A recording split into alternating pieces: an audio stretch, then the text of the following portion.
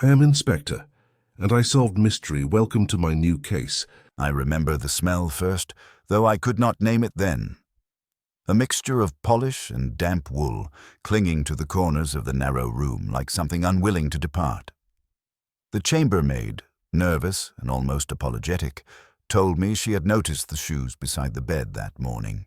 She said it as if it were a confession rather than a statement, her hands brushing invisible dust from her apron. Shoes should have spoken of presence, of a man returning late and preparing for rest. Yet they stood polished, almost ceremonial, beside a bed that was perfectly made. The owner was absent, and absence is rarely innocent. It was not my habit to be summoned to lodging houses near the railway. I associated them with transience, a kind of careless impermanence, people waiting for departures rather than choosing arrivals. But there I was, in a dim upstairs room where the curtains had been drawn halfway, admitting only a tired drizzle of Oxford light. The bed looked untouched, its counterpane taut, a thin line dividing order from disorder. And on the threadbare carpet stood the shoes, black leather, gleaming faintly as though they were proud of their small perfection. The chambermaid hovered as though she expected me to make pronouncements. I told her very little. I nodded at her nervous description, listened to the faint creak of the boards beneath her shifting weight, and thought not of her words but of what lay between them. She had seen the shoes at 7 o'clock.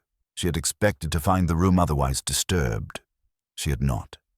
Later, when the first report came to me that a man's body had been pulled from the chair, well, I would remember that room, the neatness, the shoes too carefully aligned, and I would ask myself whether order was sometimes the surest sign of violence. But at that moment I was walking through Jericho, the streets slick with rain, my thoughts far less precise than I would later pretend.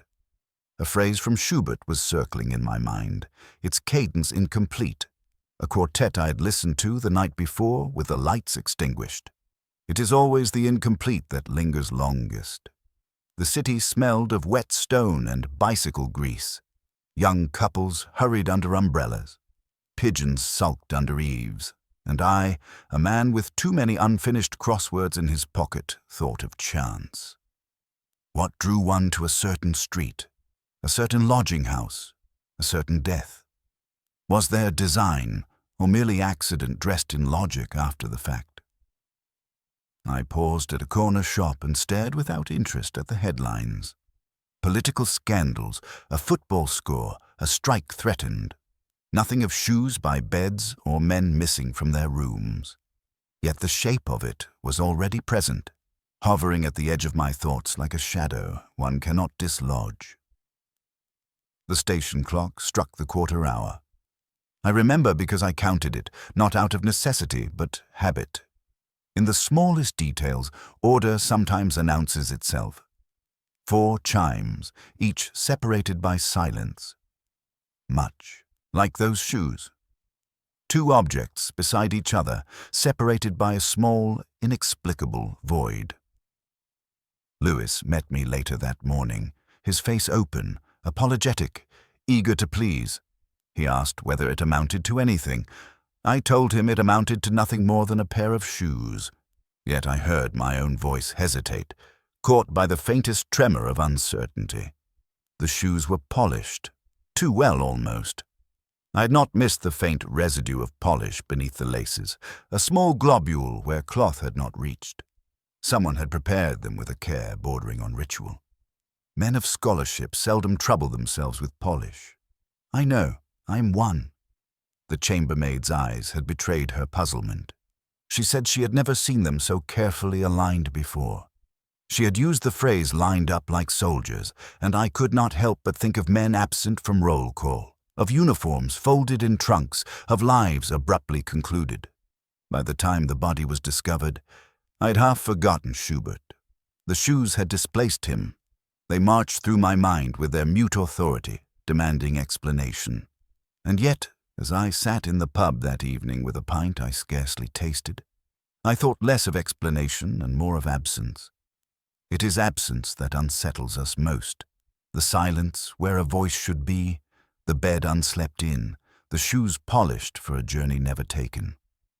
I did not then call it murder. I scarcely called it anything, but I wrote one word in the margin of my crossword, in a square where it did not fit. Absence. A clue that solved nothing and yet explained everything. I cannot say why I remember the light in that room as shadowed rather than bright, though it was morning and the curtains half open. But memory chooses its own palette, and mine insists the room was lit by shadows and that the shoes gleamed within them, waiting, patient, inexplicable. They raised him from the chair well under rain that made the towpath smell of iron. I let the constables do their tidying and watched the water close with its usual discretion. Someone said historian, someone else added medieval wills, lodging near the station. What I remembered were the shoes beside his bed, polished with a care that felt like an alibi. Lewis reached me with his notebook open and his hope subdued. "No forced entry," he said. "Door ordinary, window latched, chain hanging stupidly. No note. A book on testamentary practice returned to the Bodleian after lunch. If you ask me, sir, the river is a decision some men borrow when none of their own will hold." I told him the river does not polish leather. He looked down, as if the towpath might apologize. At the mortuary, the lights hummed their municipal tune. The pathologist, brisk and exact, said the lungs were heavy with river, the grazes no more than a stumble would allow, the time of death mid-afternoon. She poured a small catalogue onto a tray, wallet with modest notes, 2 keys, a return ticket, the outward half torn. "Nothing to declare beyond, the obvious," she said. "No note," she repeated, as though the second utterance might acquire meaning in transit. I returned to the lodging-house. The chambermaid met me on the stairs with her hands joined as if she thought I might mark her down. 7 o'clock and 10, she said. "The shoes were where you saw them, sir. I never touched them. The bed made itself by staying maid. Nobody came. Nobody called." She had dusted the skirting and pretended the chair was occupied. I thanked her and entered the room, which smelled of polish and damp wool. I knelt and examined what the eye spares itself. Under the tongue of the right shoe a clot of polish waited like a held breath. The welt was dry beneath my nail. If a man intends the river, he does not stage a sermon about leather. Selwyn, as I would learn, preferred arguments to appearances. The small speaks eloquently when the large keeps quiet. On the table a crossword had been folded to favor the clues. 11 across required remainder. The charade insisted on residue. The mind, when starved, eats inference. I tried the letters and decided they fitted too easily. The room was residue. Shoes without feet, a bed without night, a glass upside down on the washstand forbidding water its use. I lifted it, then returned it to its circle of dryness, and felt oddly admonished. Lewis telephoned from the library. The assistant remembered a gloved hand presenting the card and a voice that hurried through courtesy. The book was dry. He said there had been a faint smell he could not name. "Polish," I told him, and he sounded pleased to discover he had noticed something after all. Courtesy as camouflage. Return the volume, leave the room neat, keep the shoes immaculate. Accidents rarely comb their hair. Suicide gathered itself in talk like a fog rolling along Merton Street. People prefer a death that chooses itself. Yet the chain had not been set. The window admitted only the weather, and the room had the careful emptiness of a hotel that expects a photograph. I could have accepted chance, but chance does not arrange. We went to the bridge and watched the river pretend to forget. Jericho smelt of wet bicycles and chip fat. The colleges lit their windows quietly. Lewis asked whether I believed it self-inflicted. I said I believed the shoes, and the shoes declined to agree. He sighed, which is his way of acknowledging that the easy road is closed for repairs. Absence had announced the death, shoes waiting by a bed that had not been slept in, a book reinstated, a door left ordinary. The case attached itself without ceremony. I walked back under the indifferent bells and thought again of residue, the lonely remainder that survives after the proof is done. The river keeps what it can for a while. The rest returns to us, and we do what our temperaments allow. The porter at St. Edric's examined my warrant card as if it were a late library book, then returned it with the sigh reserved for outsiders. The warden has 5 minutes if you don't squander them. The chapel smells of lilies because the florist will not diversify. Rain threaded the quad. Stone exhaled its green breath. My shoes tapped the arcade with a trespasser's diffidence. Selwyn had walked here for years, and the place remembered him by absence, as a carpet remembers furniture. Colleges practice secrecy under the alias of tradition. The senior common room performed its inviolate calm. Portraits watched with cultivated boredom. A decanter and 2 glasses waited on a sideboard as if punctuality were a virtue in wine. Haldane received us with the dryness of a man whose jokes require footnotes. Selwyn allowed emotion to outrun method, he said. Argument, not animosity. Academic life thrives on friction. Kindly do not mistake warmth for combustion. I told him the disputed manuscript interested me more than his taxonomy of temper. Promised to the archive and then unpromised, I said. Delayed, he preferred. Missing, I preferred. Bequests are tidal. Papers wash in and out, he said. I noted the tide seemed one way. Clara Vane met us in a lecture room that smelt of chalk and collar starch. Elegantly tired, she asked how long this would take. Ovid and unreliable memory awaited. Unreliable memory is my parish, I said, and asked how long she had loved Selwyn. Liked, respected, argued with. Then, thinner than a page, once hoped for. She disliked euphemism and preferred Latin where English turned sentimental. When I mentioned shoes, she glanced at my laces with academic scorn and asked whether grief could be polished. Reverend Pritchard ushered us into the chapel with the softness of a librarian. Lilies were dutiful, candlesticks too well polished, like truths rehearsed. He spoke of pastoral care and burdens borne best in silence. Selwyn was troubled, but not despairing, he said. The distinction mattered to his theology. I asked if confession had offered anything the river might seize upon. He breathed a Herbert line and misplaced a word, altering mercy into music. I stored the error. Men reveal themselves by the words. The porter, enjoying his gossip, recalled Selwyn's timetable of temperament. Wednesdays for quarrels, Fridays for wine. He also remembered a visitor who did not sign, a slim woman with a blue scarf, rain on her hair, and manners that made him forgive the breach. Porters become poets if you give them weather. Before leaving the lodge, I glanced at the visitor's book. The pages smelled of dust and nibs. An entry at 210 was overwritten. The line below left blank as if modesty could erase a presence. 210 matched the Bodleian stamp on Selwyn's receipt. Absence had learnt penmanship. Follow talk long enough and a college will provide 3 suspects and call it community. Classicist, chaplain, warden. Each resented being read, and each read the others too well. Clara thought Haldane mistook custody for scholarship. Haldane believed Pritchard turned guilt into liturgy. Pritchard suspected the pair confused ambition with vocation. No one admitted unkindness. That duty fell to God and police. In the SCR, I lingered by the sideboard and let my reflection tremble in the decanter. 1 glass had been used and wiped with the diligence of a man late for something. The rim kept a faint oval that resisted cloth. I trust what resists. Someone had shared an unscheduled drink and then tidied time. We crossed the quad beneath a drizzle. Lewis asked whether we had learned anything useful. We had learned that order is a disguise and piety a dialect, that Selwyn agitated texts and tempers, that the college, like the river, maintains a surface whose calm cannot be believed. At the gate I folded a Bodleian receipt and considered the misquoted Herbert, the unpromised manuscript, the blue scarf that refused to sign.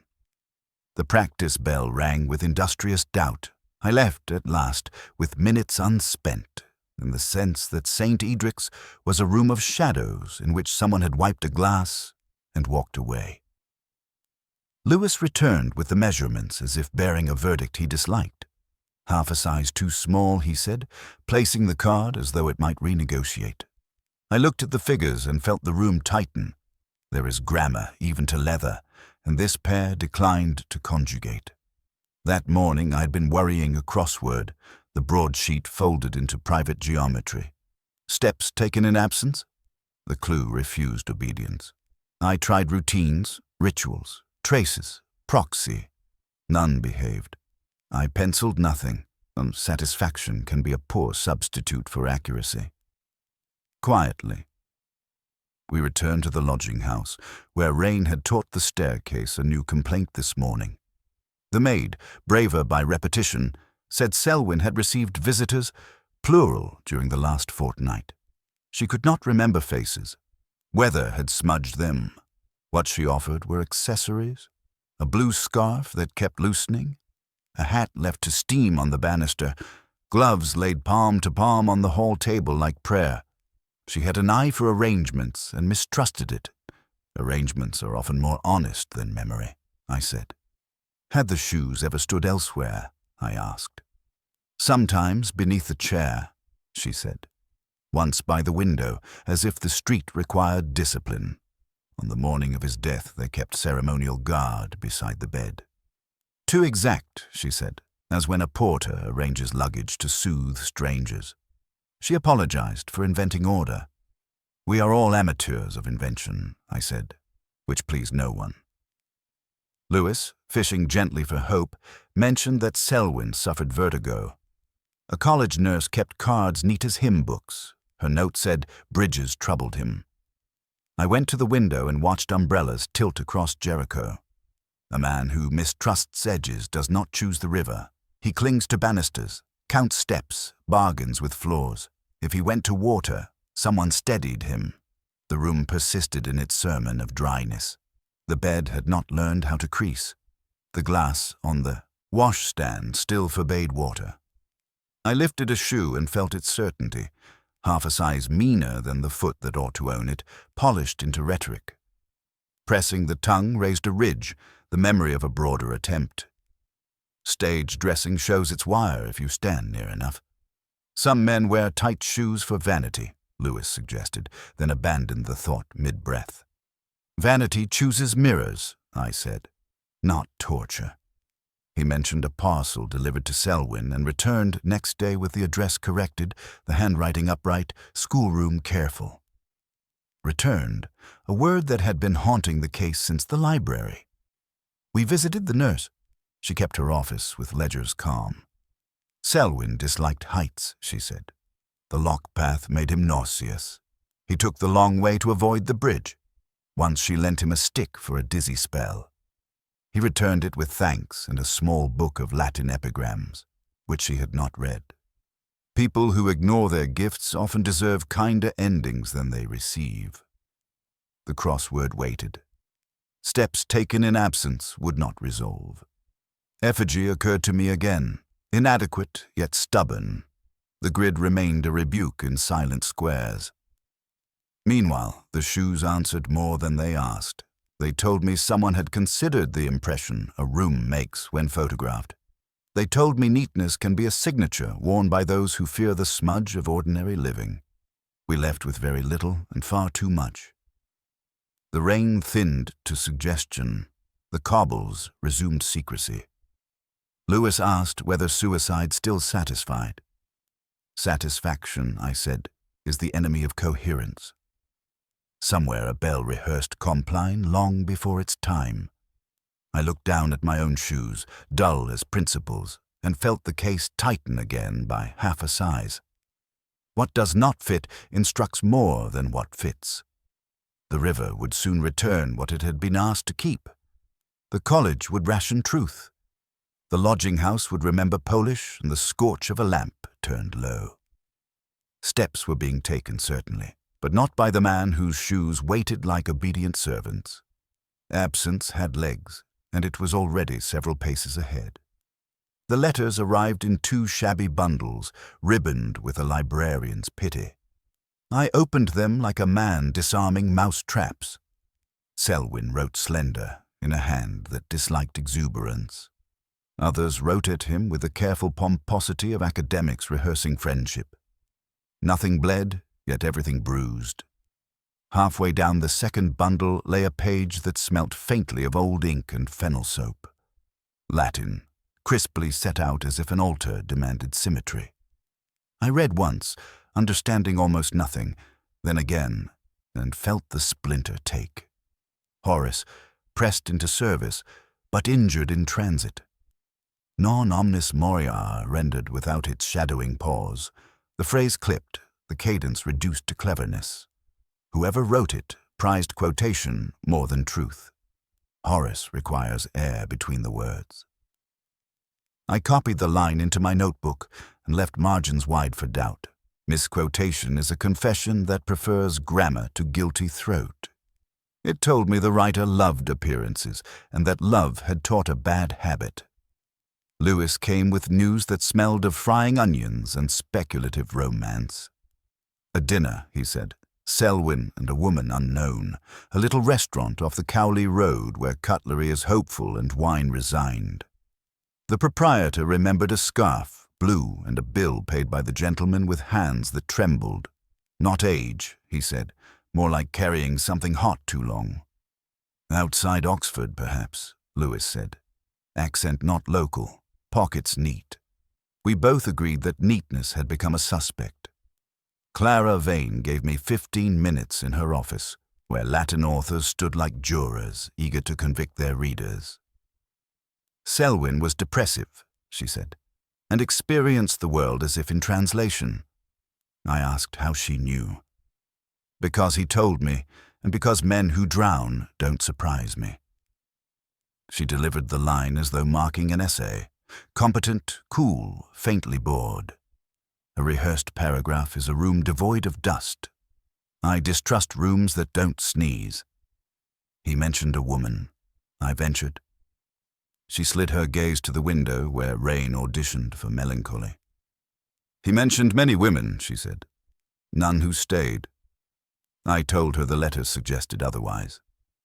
She said letters are for people who cannot say things aloud. Then she smiled, briefly, and I saw the small hurt she had trained not to limp. I returned to the letter. The Horace was joined by a second trespass. Equam memento rebus in arduis was tightened into a moral rather than a warning. The writer wanted control, not counsel. I read it again, slower, and imagined clerical fingers or someone who had borrowed piety as one borrows an umbrella. The signature was absent. Absence again, like the shoes by the bed, like a river pretending to choose. At dusk, the Bodleian exhaled paper and damp vellum. I asked a cataloguer whether anyone had requested Selwyn's correspondence catalogue in the last month. She found a slip with the letter R bitten through by a fountain pen. No name, no address, only a time that yawned where a date should sit. 2:30, a coincidence, or else the hour at which this case preferred to breathe.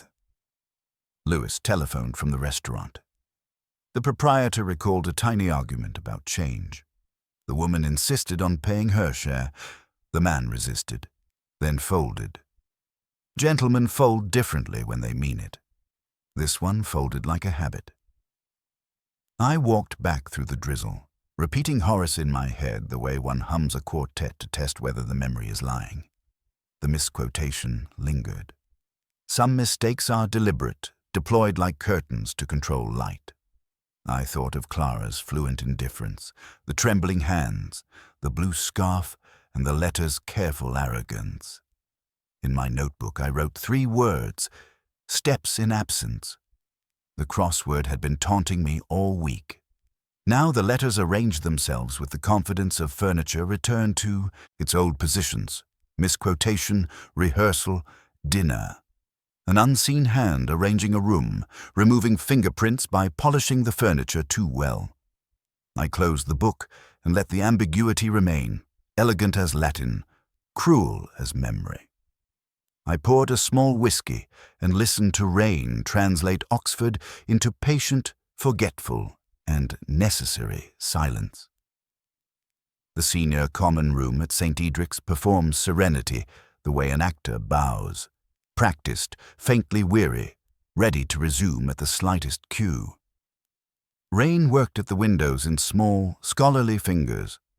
I sat beneath a portrait that had never forgiven posterity and allowed my presence to be filed under interruptions, like a book returned a week late with a flatter apology than it deserved. They began almost willingly. Haldane said the manuscript was the spine of the matter. Selwyn's research into medieval wills had scraped certain benefactors the wrong way, and someone feared an endowment might look newly misbegotten. "Theft disguised as loss," he murmured. "The college prizing custody above curiosity." Clara Vane, thin with sleep and Latin, preferred appetite to philanthropy, a private arrangement gone rancid, the old reliable hunger that outlives discretion. A junior fellow proposed jealousy dressed as merit, that durable robe. Reverend Pritchard reframed sorrow as pastoral duty and prayer, suggesting that sins sometimes travel with footnotes and that discretion is a species of mercy. The room scented itself with explanations. I let each touch the air and felt it cool. Manuscript, scandal, rivalry. 3 doors, each unlocked, none opening onto a room I recognized. Yet I am easily seduced by coherence. For a few minutes I permitted theft to join hands with jealousy. For a few more I entertained the consolations of scandal. The river, however, prefers physics to plot, and the river had been stubborn. Lewis arrived with a diary coaxed from Selwyn's landlady. The cover was stiff with thrift. The pages smelt of pencil and tea. I read neat entries, lectures recorded like minor alibis, meetings itemized with civic restraint. Then a gap produced by diligence itself, the final leaves torn carefully, not ripped, a comb of paper pale as a sore tooth. "Missing," I said. "Mislaid," Lewis hoped. "Removed," I decided, and felt the word accept me like a clerk stamping a form. In the common room the weather gathered indoors as talk. A historian wanted brigands. A philosopher preferred blackmail footnoted to respectability. A chemist sighed for poison, then remembered he was modern. I drifted to the sideboard, where the decanter kept its patience, and considered a notion that had flirted with me since morning. Suppose Selwyn staged his own departure. The shoes, the neat bed, the returned book. Props. He vanishes into the river's rumour, returns later to disgrace Haldane for some academic wrong, and the manuscript dispute supplies motive and theatre. I could almost feel the grid of a crossword agreeing, each square volunteering, its tidy deceit. I carried this to Haldane without ceremony. He observed that martyrdom requires a talent Selwyn did not possess, and that resurrection earns applause too brief to justify the labor. Irrelevance, he added, chooses quieter instruments. I told him theatrics were common among those who fear silence. He arranged his cuff and said silence had seldom frightened a scholar, then looked away in a manner that suggested it sometimes had. Back in my room, I opened the diary again and found my doubt. A ticket stub pressed between early pages bore a date that refused collusion. It placed Selwyn at a recital on the very night he might have been planning vanishment. The program, buried deeper, carried pencil markings where a movement faltered and resumed. Men who intend to quit seldom annotate Schubert. The false solution bowed and left the stage. Neat deception demands companions. A confederate at the river, a porter to misremember a face, a clerk to bless a gap. What I possessed were shoes that did not fit, a letter that misquoted Horace, a diary prematurely amputated, and a college rehearsing its anxieties in 3 dialects. The explanations continued their courtship of reason while reason avoided commitment. Pritchard walked with me to the chapel. He spoke of Selwyn's appetite for absolution, then replaced appetite with inclination, then with interest, tidying theology until it resembled etiquette. I let him arrange his words and noticed a candlestick out of line by half an inch. Someone had polished the brass and forgotten the measure. Perfection always leaves a fingerprint. I stored the thought with the shoes, order too perfect to be ordinary. I returned to the common room and let the herrings smoke. Theft might be true without being the truth. Jealousy can accompany virtue. Scandal often mirrors boredom. I wrote a note in my book, steps taken in absence, pages taken in haste. The room settled into its replica of calm and rain, having finished its tutorial, dismissed us without marks. I left with the sense that the case, like an honest quartetto, had not yet found its dominant, content to circle the tonic while a small, unblessed note waited somewhere in the score, patient as dust on a polished floor. The chapel at St. Edric's keeps its own weather, a hush that condenses on brass and wood. I went late, because lateness allows the mind to hear itself, and found the nave breathing candle smoke and long memory. The organist had gone. I straightened a skew chair and listened to the silence reorganize itself. Pritchard's voice arrived before he did, a soft tide from the vestry, rehearsing a reading without congregation. He let the words run until they met their echo. My steps declared themselves on the stone, yet he continued, as if I were only another shade moving through the text. He chose Herbert, weight shifting the syllables, the cadence of a man who wants language to behave. When he reached the line that had troubled me in Selwyn's letter, the air pricked. The pause went missing, the balance tilted. Mercy became music again where mercy ought to stay. My suspicion put on a coat. I said nothing. Pritchard stepped from the chancel, smoothing a sleeve, surprised only by the hour. He called it practice, then apologized for rehearsing salvation. He asked whether I had come for comfort. I told him I had come for accuracy, which is another form of consolation. He considered me and then, perhaps deciding I would not be dismissed like weather, invited me to sit in the front pew. The wood remembered generations of prayer. He spoke not to me but to the church. He had known Selwyn long enough to recognize his moods, he said, and had tried to tidy them into seasons. There was frost and then thaw, rains that looked like grief but were merely routine. Lately, a different weather had prevailed, the kind that rearranges a landscape overnight. Selwyn came late one evening and asked whether forgiveness required precise naming. He did not offer a name, Pritchard said. He offered injury, shaped like a pronoun.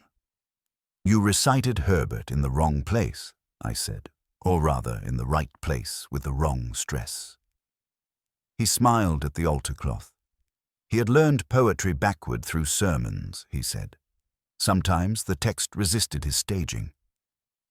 The misquotation in the letter, I asked without asking. He said some men borrow authority from lines they partly understand. I heard admission thinned into counsel. He described a woman without describing her, a loyalty that had survived embarrassment, a room where a blue scarf steamed on a chair, a promise returned late. Selwyn spoke of debt as if it were theology, Pritchard said, and wondered whether an apology can age into another sin. He added that the confession was incomplete, cut short by a bell no one recalled as ringing.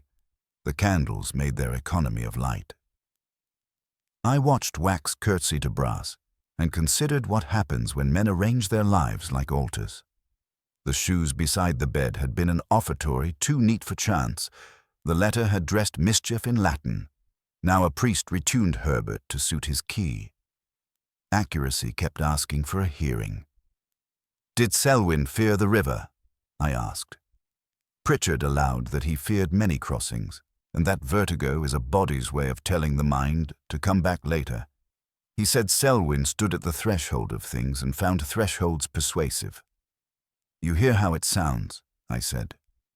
He nodded, and for a moment the office softened, leaving a man relieved to speak in weather.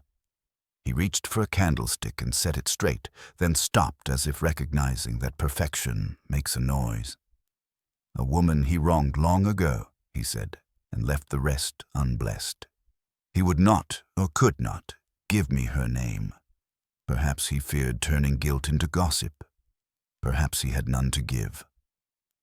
I walked into the quadrangle where rain stitched dark silk across the flagstones. The chapel kept its whisper. The words he had bent chimed against the wording bent in that letter. The past, which usually minds its own corridor, had stepped into ours and held the door. I felt it press, not like a hand, but like a remembered weight, asking to be carried a little further. Lewis found it in a grey folder whose string fought the knot. The archive breathed starch. On a stiff mount lay a group photograph. Selwyn younger, jaw undecided. Clara vain, gaze exact.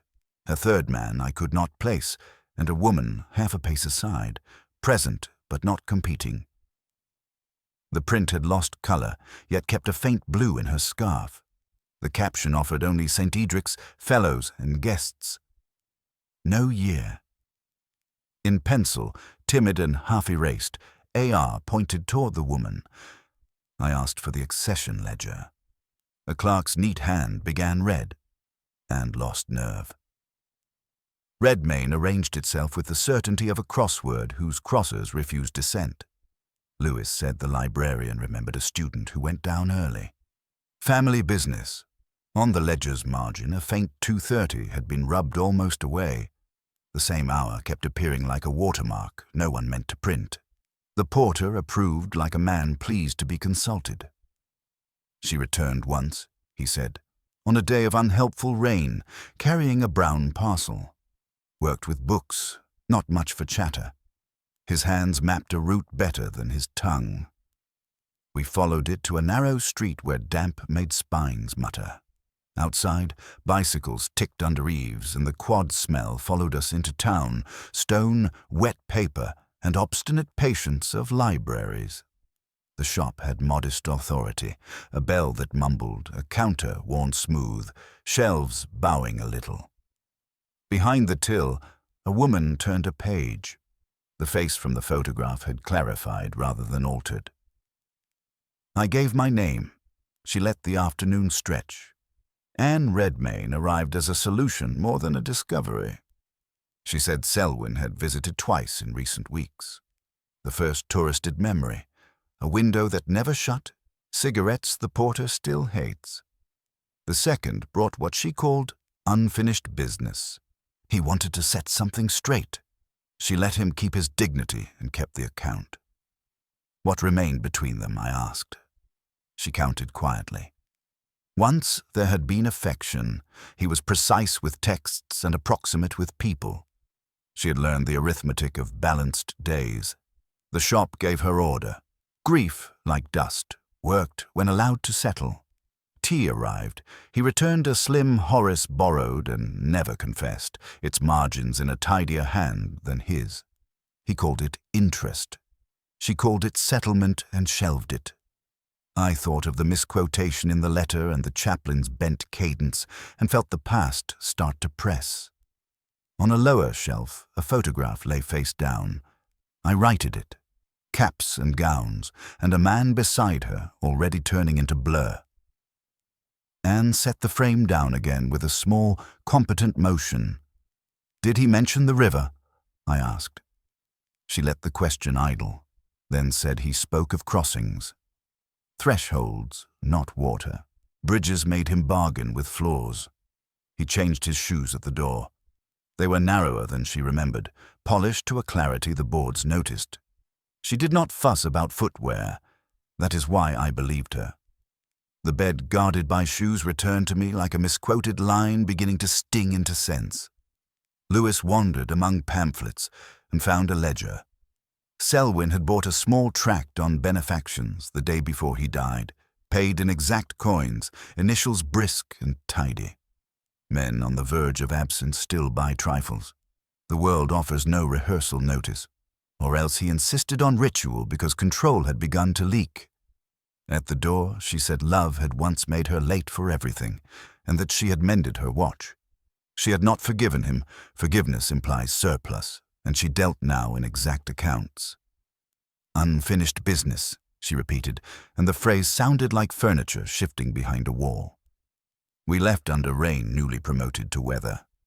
I folded the photograph into my notebook. A scarf kept its color. A ledger kept its first syllable. A woman kept her poise. The case tilted toward coherence by a degree barely legible. The past had not returned. It persisted, and the present began to accept its outline.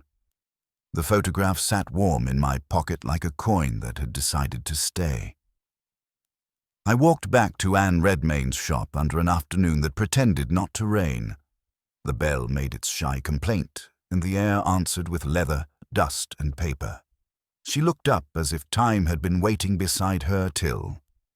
I told her I wished to return to a small matter. Small matters have the manners of clues. She allowed that small matters often charge the highest interest, then folded a receipt that had no business to be so precise. The room offered its quiet inventory. A chair trained to endure, a lamp deciding about light, a low stool where boots might rest after rain.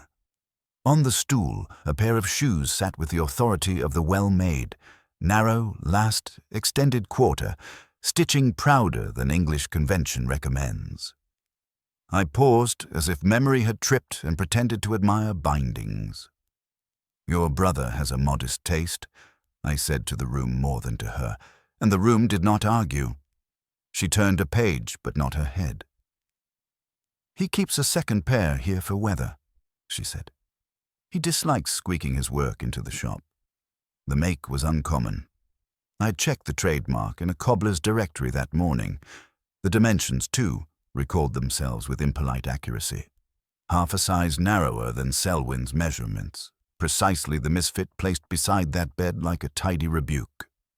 I put a hand to the counter and heard the chapel whisper again, accuracy asking for a hearing. Lewis would have called it nothing.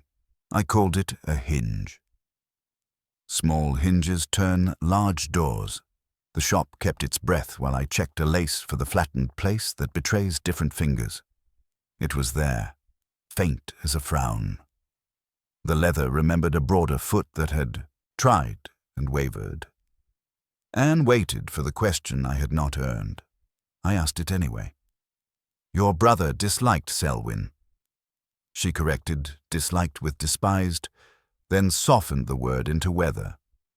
"Selwyn," she said, "had promised what scholars promise women who read better than they do, a future arranged by text. The promise curdled. She went down. Money that might have steadied her slipped away under the heading of inheritance reconsidered. Her brother concluded Selwyn had performed the reconsidering and perfected his grudge. Did he meet Selwyn recently? She let the ledger close and looked at the stool rather than me. He delivered a parcel Selwyn left behind. He used the errand to measure a man. There was a conversation in the doorway that bruised both sides. Thomas is a craftsman of grudges, not an artist.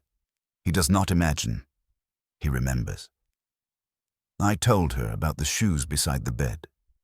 She listened as if tested on patience. "They were placed like liturgy," I said. The size was wrong. The polish argued too loudly. The bed remained ceremonially asleep. She adjusted the lamp and offered a small truth. Thomas thought men like Selwyn cleaned the world of consequence by arranging surfaces. A sin could look like housekeeping. There are moments when the past takes a seat and refuses to budge. I saw a hallway, the shoes aligned, the maid's head bent, the door allowing someone in who preferred to leave no name. I saw a river supply its discretion. I saw the blue scarf steaming on a chair and a brother deciding that steam is only evaporation with manners. "Did Thomas blame Selwyn for the will that failed?" I asked. She nodded. The benefactor altered his affection in a final version. The scholarship went elsewhere. Promises became decor. Thomas decided Selwyn whispered in the right ear, and that I paid the interest. I touched the shoe again, uselessly. Small matters charge interest, a trivial brand, a half-size's spite, the gleam of polish that refused water. I left a card and told her the river keeps what is entrusted to it. She said the river keeps rumors. Outside, Jericho rehearsed evening. Rain resumed. My pocket grew heavy with the photograph, while the hinge clicked in my head and a door moved. Thomas Redmayne did not open the door so much as allow it. He stood in the threshold like a craftsman who distrusts visitors, hand on the jamb, shoes drying on newspaper. I told him what I had seen and what the river had taught me, that neatness is a kind of noise, and that his shoes speak loudly in quiet rooms. He stepped back and let me into a hallway that smelt of glue and polish, the intimate industry of repair. On a bench lay a pair like the pair that had stood beside Selwyn's bed, narrow-last, stitching proud. "You visited him," I said. "I did," he answered. "I told him he owed a debt too old for the ledger, and that he should attempt at last to pay." He smiled, the way men smile when they expect to be forgiven for expecting forgiveness. I disliked the smile and the man who owned it. I asked him for the order. He gave it neatly, as if laying out tools. A parcel first, returned with a corrected address, a quarrel that needed little rehearsal. "One shove," he said, "only one, and too clean to be called fury." Selwyn fell the way careful men fall when their bodies remember a stair that isn't there. He struck his head on the cupboard corner and went quiet. The silence took a shape I had not planned for. He bent to the floor and showed me the corner with its small crescent scar. He dragged Selwyn to the bed, he said, because beds suggest sleep even to the dead. The shoes were an afterthought that arrived too quickly. He set them precisely as he had been taught to set things, heels aligned, polish arguing the case for virtue. "I wanted him tidy," he said, and knew the cruelty of it only when I had finished. He did not mean the drowning. Panic performs its own liturgy.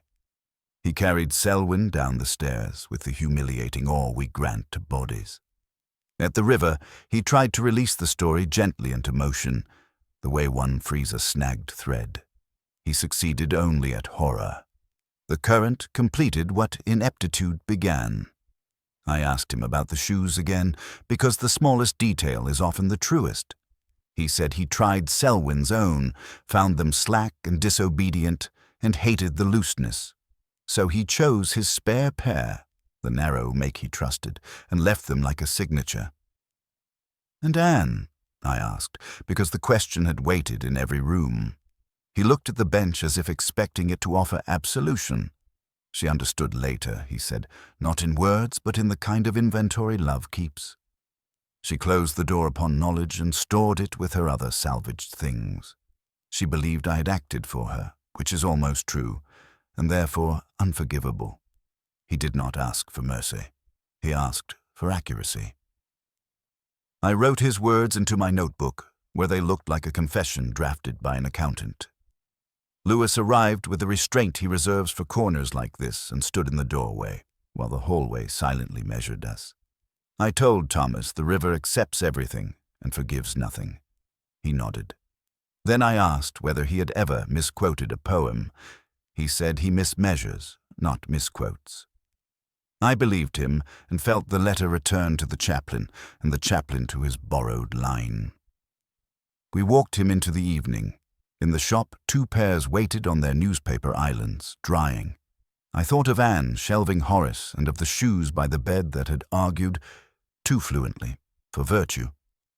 At the station, I signed where one signs. Lewis said nothing useful and therefore something kind. I went home by streets, poured whiskey I did not need. The truth had found its current, but satisfaction is a guest. I thought of Anne's silence and knew where my regret would live. The case ended on paper. It did not end in me. The river kept moving, counsel. Somewhere a quartet remembered cadence. I left it unresolved. I am good at that. The pub was half asleep and kind enough to let me borrow its drowsing. I chose a corner where the varnish was still sticky and ordered wine without asking which. The glass arrived colored like a minor sin. I left it standing, a small red argument with the table. Cases end on paper. They do not end in rooms. Thomas had been taken through the corridors. Anne folded her grief into stock and ledger. The river continued as rivers do, indifferent and tidy. I sat with the shoes. Absence leaves heavier prints than presence, a bed not slept in, a glass inverted against thirst, a letter that quotes with the confidence of error, a diary trimmed by exact hands. Each item looked like a footprint in powder, too clear and therefore suspect. Lewis came, cautious of my corner. He stood first, then sat as if the chair might ask for a reference. "You all right, sir?" he said, and then realized there were better questions and none to hand. I told him the thing was done, which is what we say when the speaking is over, not the thinking. He tried kindness in the dialect of facts. Charges, statements, times. Thomas didn't argue, he said. The magistrate would. Anne asked nothing and thanked no one. The college remembered tradition, which is administrative for silence. He began another sentence and let it dissolve. I drank at last. Half the glass left a meniscus like a hesitation. He glanced at it and said he'd drive. I said he would. The shoes were what did it for you, weren't they? Small things are treacherous, I told him. They pretend harmlessness until you weigh them. He nodded as if the scale were visible, and we watched the needle settle. A deduction arrived with the clatter of a tray, trivial and exact. If Thomas chose his narrow pair because Selwyn's were loose, he knew the difference before he tried them. A cobbler measures with his hands long before he fetches the tape. I said this as if unimportant. He said it never is. We spoke about the river in short sentences. Panic is a kind of weather, he said. Panic is a theology without hymns, I answered. Go home, sir. Later, I said. When he left, the pub's noises became the room's thoughts. Coins tested each other. I wrote 3 words, shoes, absence, residue, and shut the notebook before the list could swell. Lists make grief look industrious. I considered Anne. She had not lied, not in any way that would survive measurement. She placed the truth on a low shelf and turned the spine inward. Love teaches that. So does survival. My regret was not that she kept silence. It was that I required her to speak. We employ truth the way we employ light and pretend both are democratic. Schubert arrived as memory does, simply present. The slow movement first, patient sorrow that never asks permission. I waited for the cadence that refuses to finish because finishing would be vulgar. The quartet walked around its theme like a man passing a house he once lived in. I finished the wine and did not feel improved. Back home, I put the empty on the sink and watched the ring it left. Stains are confessions with good manners. I took the crossword and found the old clue. Steps taken in absence. Effigy had been wrong, proxy too neat. I penciled witness and crossed it out. The grid forgave me, its charity limited to mistakes that fit. From the window, Oxford performed its nocturne, libraries breathing, rain repairing pavements, bicycles deciding sleep. I wanted to ring no one and did so well tonight. Somewhere Thomas rehearsed his version before iron doors taught him a different meter. Somewhere Anne weighed a book and decided where to shelve it. I went to bed late and left my shoes at an angle, untidy on purpose. The lesson was not that order betrays, it was that certain orders are demands rather than consolations.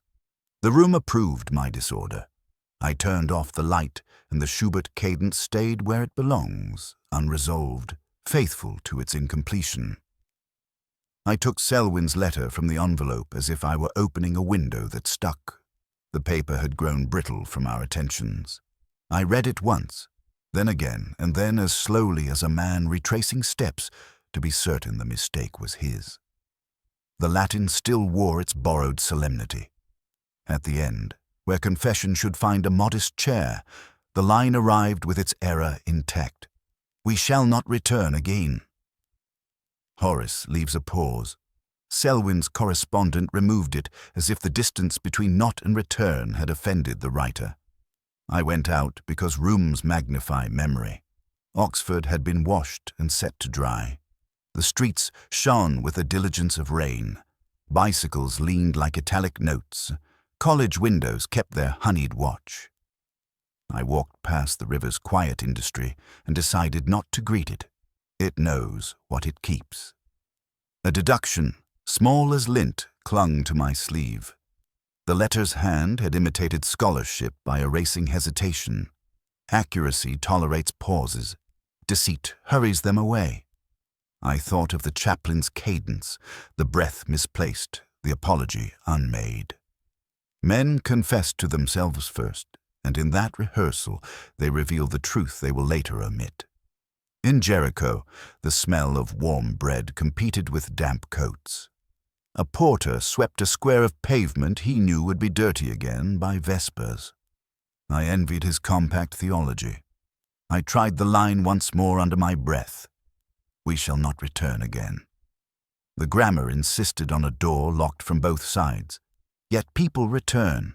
They do so as weather, as music, as old shoes set beside a bed because a habit refuses surrender. Literal truth and metaphor shook hands awkwardly and parted. I passed the lodging house.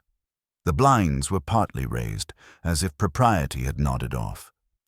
The room beyond might have learned new occupants, new arrangements. A casual glass turned the right way up, but in my mind, the shoes still waited by the bed, heels aligned, toes pointing toward a sleep they could not sponsor. They were the emblem I could not dismiss. Objects endure the reputations we give them. Lewis telephoned and asked whether I needed anything. I told him I needed less. He said he would bring it in the morning, and we both allowed the joke to stray unclaimed. He mentioned Schubert on the radio. I pretended not to hear. At St. Edric's the quadrangle glistened. The chapel door misfitted its frame by a slender mercy. Inside, Pritchard adjusted a candlestick and then left it fractionally wrong, perhaps remembering my superstition that perfection boasts. He nodded without questions. I offered none in return. He knew and I knew that knowledge sometimes remains decent by refusing to perform. I carried the letter to the library. A librarian glanced at the handwriting and declared it elegant in the way clever forgers admire. She stamped a slip, and the hour, 2:30, appeared again like an old acquaintance who believes coincidence passes for charm. I tucked the slip with the others. Patterns are polite, then insistent. Dusk approached by consent. I let Schubert in, quiet, the unresolved cadence that consoles by refusing to conclude. I thought of Anne shelving Horace, turning the spine inward perhaps for no reason except to permit silence to share the room. She had chosen loyalty and lived with the arithmetic. It was not my task to grade her sums. At the corner by the iron railings, I paused. Rain resumed, practicing its delicate percussion on leaves. Non omnis moria, I said inwardly, and allowed Horace his air.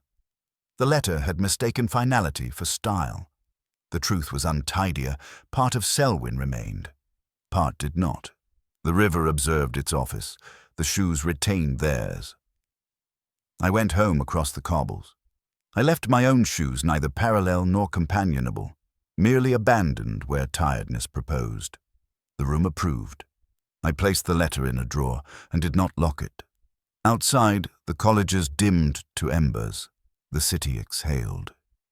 "We shall not return again," the page had said.